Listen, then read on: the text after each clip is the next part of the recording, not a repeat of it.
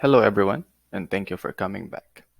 Today, we will set up our Angular environment using Command Prompt or Visual Studio Code. Don't worry, I will show you how to do it later after giving you the instructions so that it's going to be easier for you to install it on your own PC. You can follow along in the demo later after this slides so that it will be much more comfortable to you to set up your Angular development environment.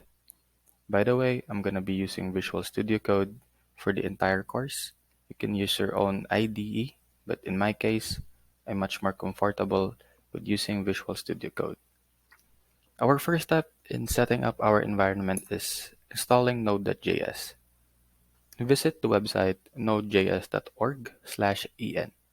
Download and install the latest long-term support version for your operating system.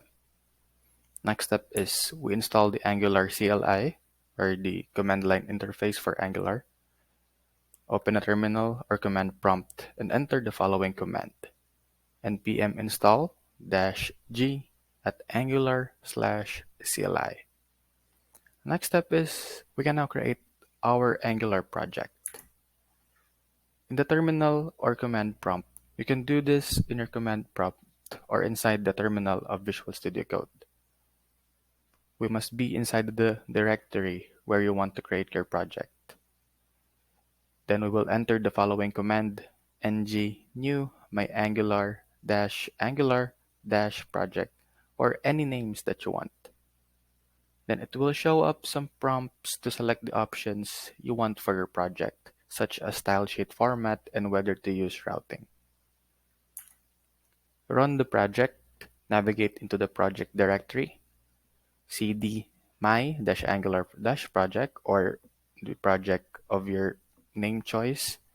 Then afterwards, you can now start development server by using the command ngserve. Then open a web browser and go to the localhost 4200 to see the running application. That would be all for these slides. I will proceed now to the demonstration of our actual setting up of Angular development. Thank you.